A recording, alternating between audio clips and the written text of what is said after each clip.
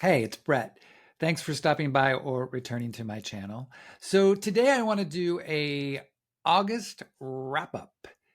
So before I begin, I just wanted to say that this is now the 1st of September. Launching this week is my new podcast, which is called Behind the Stack. I wanted a place because I wanted to continue to be doing author interviews where those could live. And I know not everybody wants to watch an author interview on YouTube, but sometimes they may want to hear it on audio, say in your car or something like that.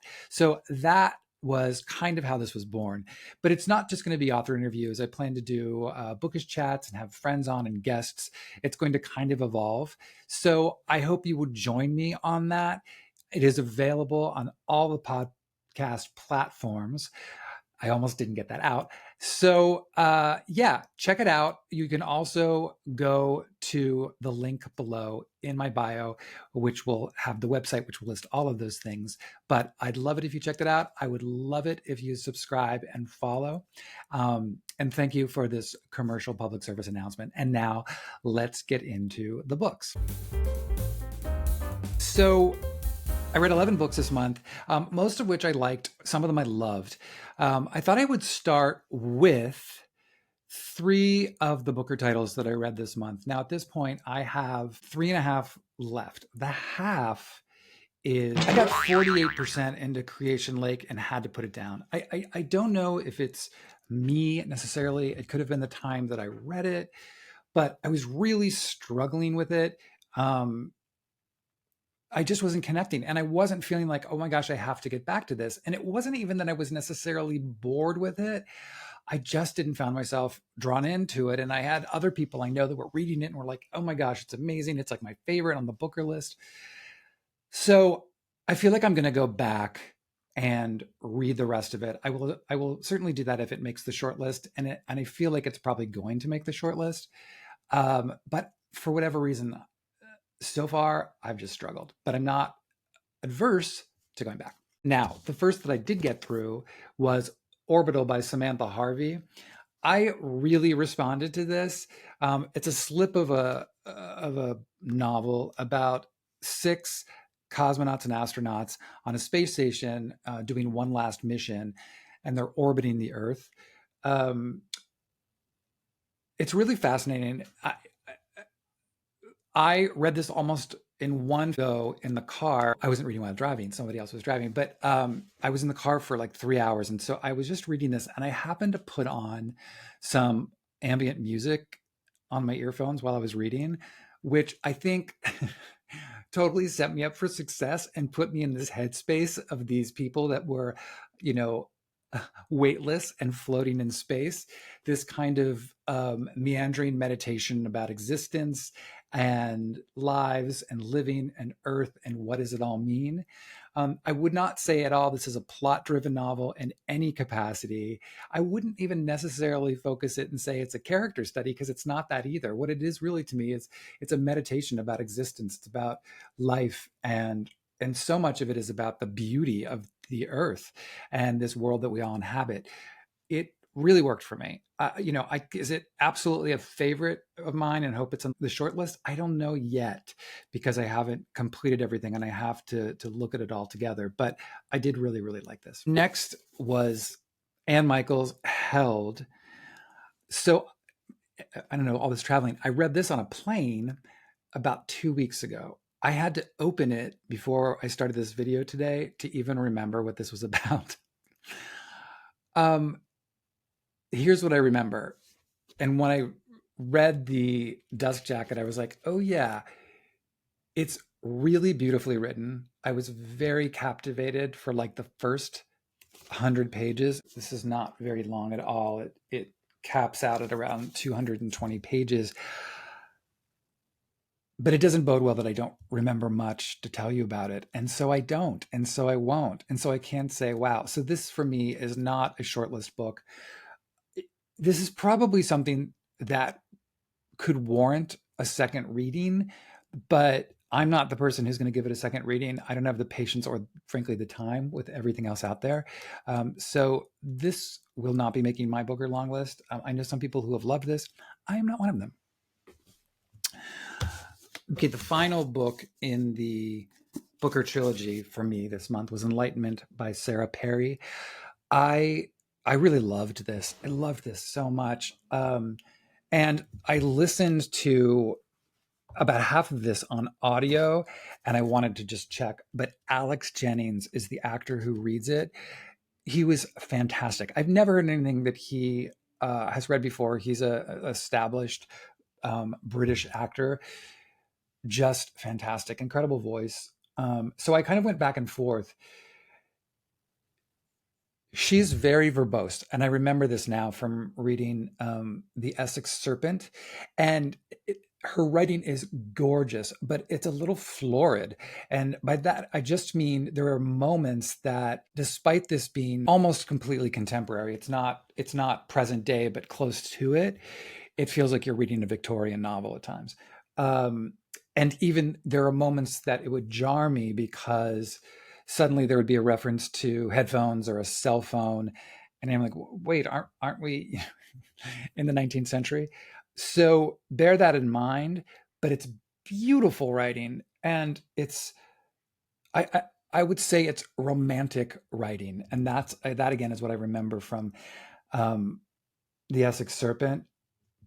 This is really keyed in for me. It is really, again, in a way like Orbital, about, I'm finding like kind of the conversations that are happening between the Booker books. There's a lot in here about existence and life and reflection. And this is about, it centers on two characters. One, this man, Thomas, and a girl named Grace, who have a very unlikely friendship.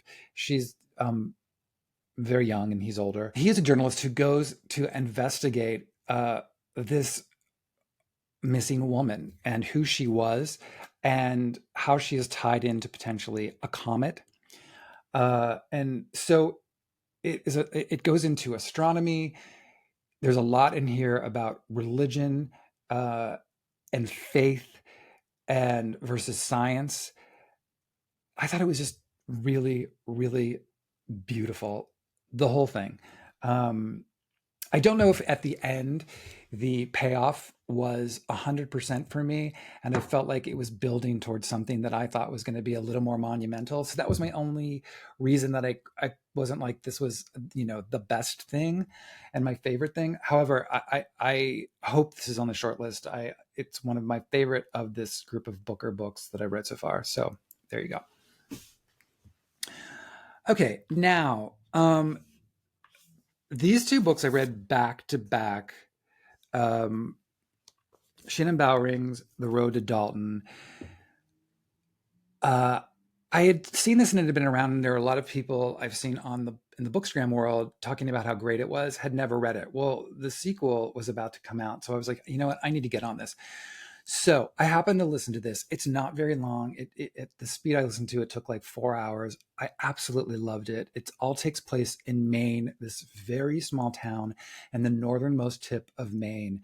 And these residents that you kind of get dropped down in the middle of, it's very akin to Elizabeth Strout and feels very much. And if you're an Elizabeth Strout fan, I think you would completely jive with it. That is the first, and this is the second. Luckily, I had the second to go right into because I didn't want to miss a second of it, and I just loved these characters so much.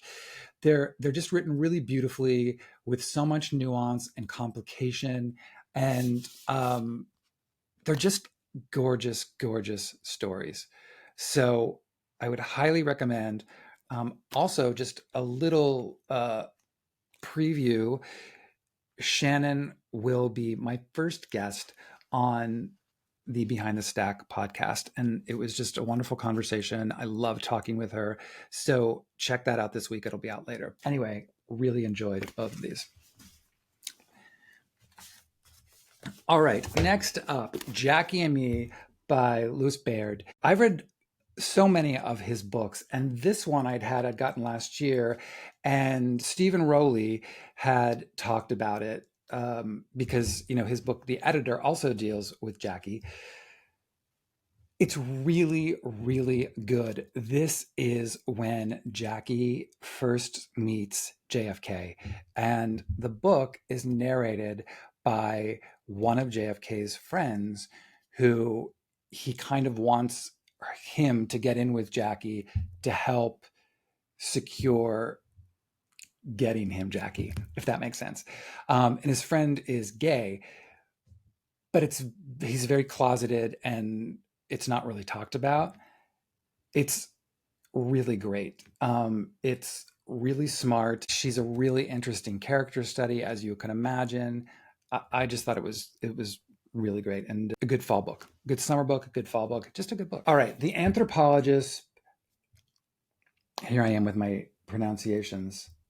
We're just going to try this and hope I don't offend.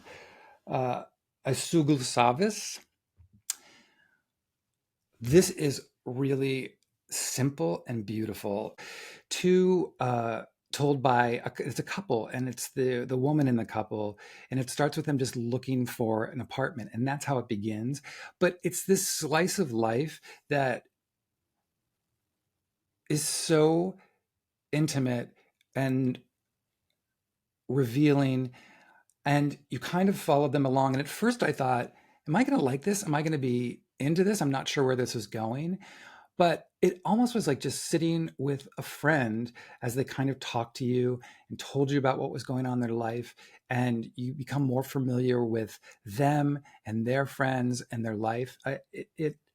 It's really, really, really a beautiful book. So I would recommend this as well. Seen through, I've talked about this so much, A Chronicle of Sex, Drugs, and Opera by Ricky Ian Gordon. I really loved this. As you can tell, uh, I thought it was so brave. It was so honest. It opened me up to, first of all, someone I had no idea in terms of a composer, a creative person. I read this book with my Spotify opened so I can listen to a lot of this music that he was talking about and his music. He does this great chapter on Laura Nyro and Joni Mitchell that was just fantastic. And I loved the way he talks about music and the effect it has on him and how he perceives it. Um, it's very raw. His early childhood stuff, some of it is really intense, and if you need more information about that, I'm happy to give it to you for people who like a trigger warning. But it also deals with the AIDS crisis, about him losing his lover to AIDS. And then there's so much, the bulk of this book is really just about creative process and who he was as an artist and who he is, because he is still with us. Uh, Really just an exceptionally engaging story. I just loved it. All right, Long Island Compromise by Taffy Burdesser Ackner, and thank you to Random House for this finished copy. This book is so interesting to me. I ultimately really enjoyed it. It starts with the patriarch of a very wealthy Jewish Long Island family being kidnapped, um, which feels like it's going to be a major tragedy. The bulk of that is averted, and I'm not giving anything away. But because of that happening, it's kind of the ripple effects of what it does to the family over the next so many decades as these children grow up and who they become. There's two boys and a girl. So the book focuses on each of the siblings, and then it goes into like the wife as well later, but the bulk of the book is the three siblings. The first sibling, Beamer, is now a Hollywood screenwriter, and he's a complete train wreck. Now they all are, and the book, I need to tell you, is very very black, very dark comedy. This is like Succession-esque, and you have to be, as I said in my review, there has to be a little schadenfreude to watch someone's complete downfall, and that's what this is. You're watching this family implode. His story was a lot for me, and it was um, I'm a pretty open-minded guy, but there was some sexual stuff in this that I was kind of like, all right, I get it. Can we move on? It just started to become a lot for me. But once I got past his story, I was all in. And she is an excellent craftsperson who knows how to construct a story that is going to come full circle, that is going to have some kind of ping. And she absolutely did this. This is a incredibly strong sophomore outing. And I really, really ultimately liked it, except for that first story.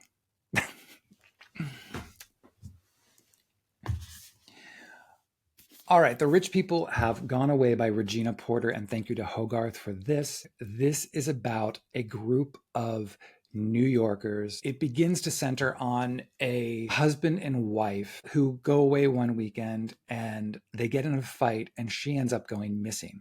So people in the immediate community, friends, family members get enlisted to try to find her. It's an interesting book because, first of all, it all takes place during COVID. It's coming right out of lockdown.